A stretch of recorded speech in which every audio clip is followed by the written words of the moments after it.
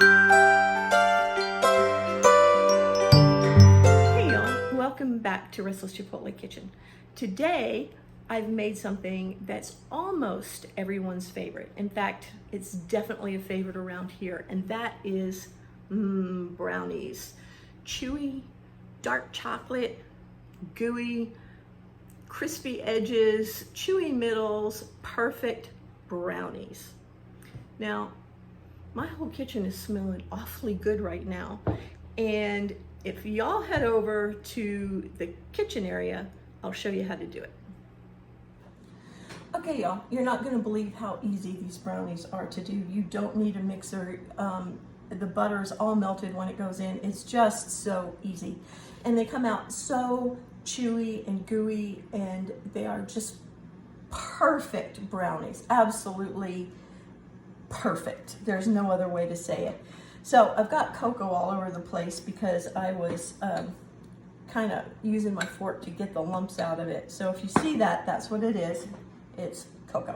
First thing we're going to do is put our melted butter, and you can do browned butter in this if you like that and you want to add a little extra richness. I'm just going to use just plain melted butter that I melted in the microwave.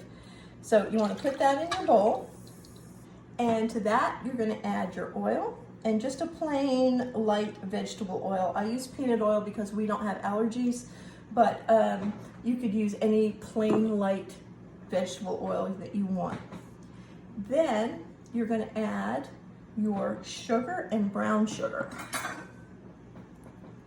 Sugar, brown sugar.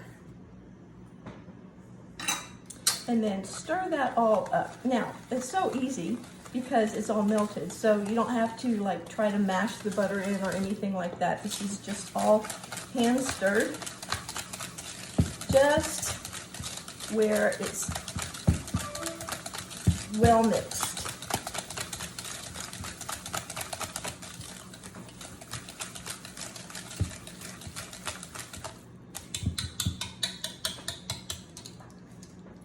Going to add the eggs one at a time because you want to get those really good and beaten up after each one. So there's one.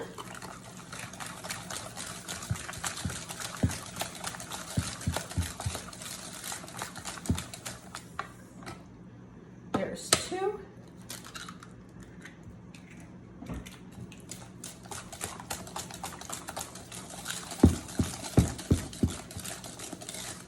Now you can use your mixer if you want to. It's just easier for me not to because the mixer makes so much noise I can't talk over it anyway. So if you want to use your mixer, feel free to do that. The main thing is to get this stuff stirred in really well. There's three.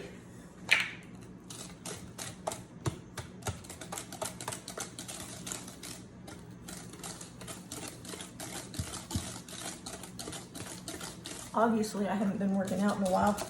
Thank you, COVID. My arm's getting tired. One more. And there's four.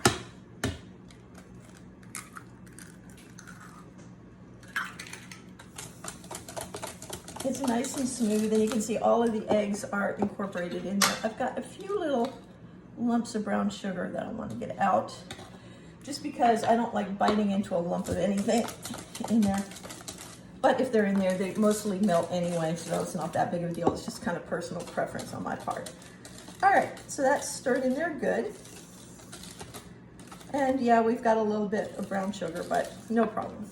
All right, I'm gonna set this aside. Here's my flour. To that, I'm going to add kosher salt and cocoa, my dark cocoa. Now this is Hershey's Extra Dark. There's other kinds of dark cocos and black cocos out there. They go by different names, but they're an extra dark cocoa, like dark chocolate is extra dark chocolate. So that's what I prefer to use, and it's the best for this recipe. If you can't find it, you can use regular cocoa, but it's just not as good. Make sure you get all the lumps out and mix it in with the flour. We've been really humid around here lately, and I've noticed that my cocoa and brown sugar and salt and stuff has a tendency to lump up in the summertime when it's really humid like that. All right, that's all mixed up. We're gonna get this back.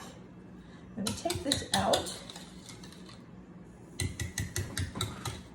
set it aside, and I'm going to add the cocoa and flour.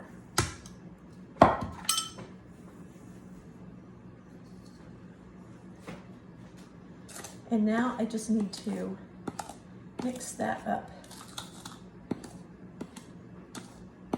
until it's all moistened and mixed.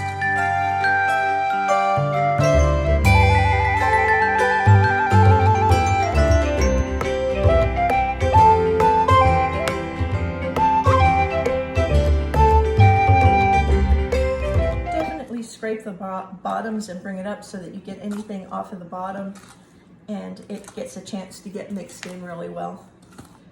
You don't want to over mix this because it'll get tough, but you definitely want everything to be mixed in.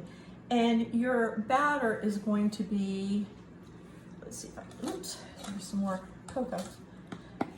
Your batter, I want to see if I can get to show you the texture, is going to be very kind of thick and but drippy too. It's about like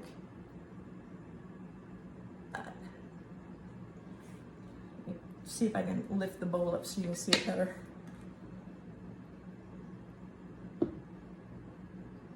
See that? All right.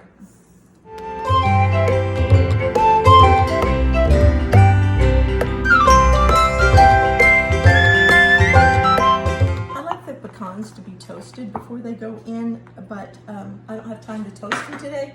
So I'm just going to chop up pecans. And you want about a cup or more if you like more, just what you like, less if you like less. If you don't like pecans or you don't have pecans, you can use walnuts. Pecans are definitely the nut of choice in our house and in most of Texas, I think. I don't really think most of the people that I know from Texas use walnuts or anything, but I have used macadamia nuts in here and it's really good. Again, you could use walnuts, chopped almonds are okay in here, peanuts are okay in here, just whatever you like. And if you don't like nuts or somebody's allergic to them, just leave them out. That's not a problem.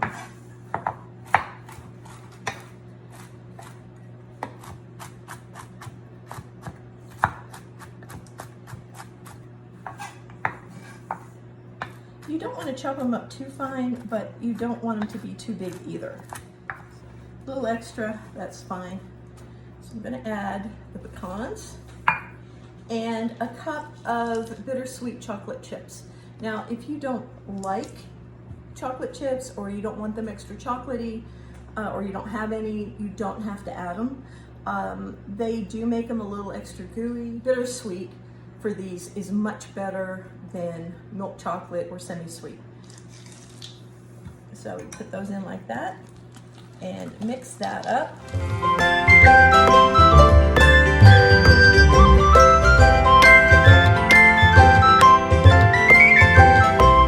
right, just so y'all know, I went back to get my spray to spray my pan, and I kept smelling something funny, and we had pizza boxes in the oven, so I almost set my kitchen on fire, but I didn't, so there's that. It's a Monday, can you tell? All right, you want to spray your pan with no stick spray, or butter it, that's fine too. And then just spoon your batter into your pan. It's very thick. You can easily half this recipe on Wrestle Chipotle.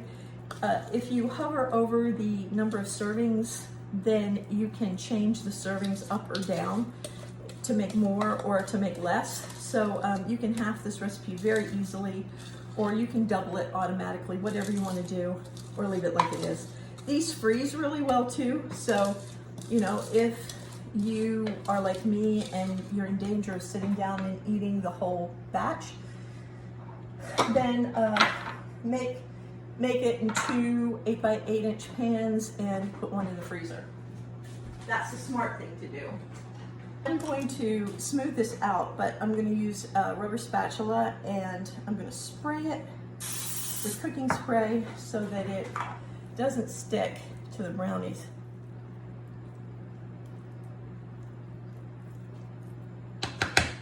All right, and then they're going to go into the oven for 35 to 40 minutes at 350 degrees.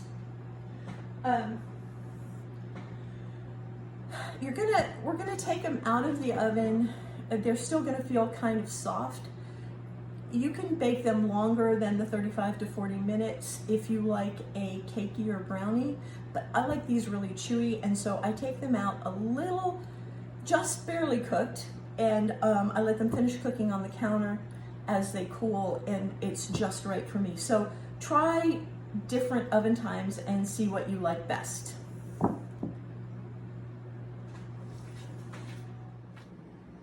Okay, it's out of the oven, and I want to show y'all something.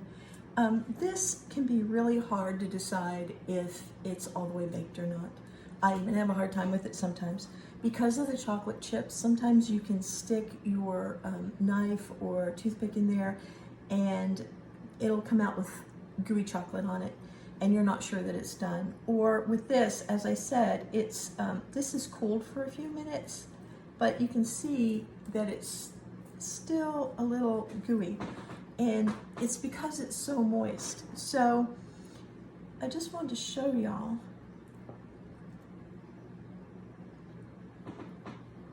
When it's done, it'll come out and there'll be like crumbs on it, but they'll be shiny from all of the butter.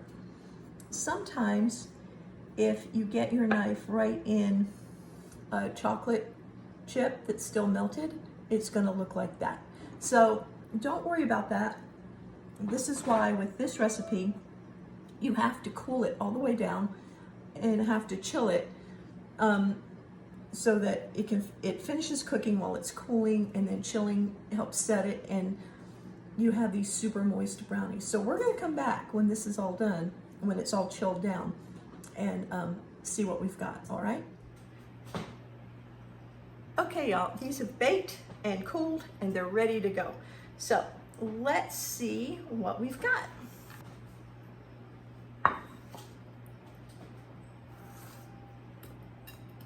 Do you like the edges or the centers? I really don't care as long as I get some, but we have definite preferences in our house. Some people like the edges because of this crisp part, and some people like the centers because of the gooey part.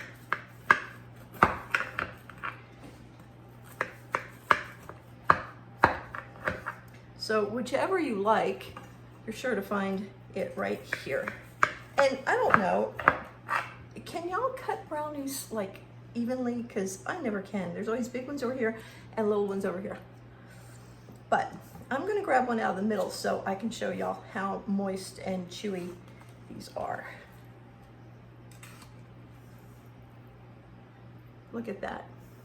It's got the gooiness from the melted chocolate chips, and definitely a good chewy brownie. Okay, y'all, here it is. Nice, moist, fudgy, chewy brownie. So good. If you like dark chocolate, you want to try these. They're super easy. They're super delicious. They freeze well, and they everybody loves them. So give them a try and be ready to lick your fingers. And I'll talk to you next time. Bye-bye.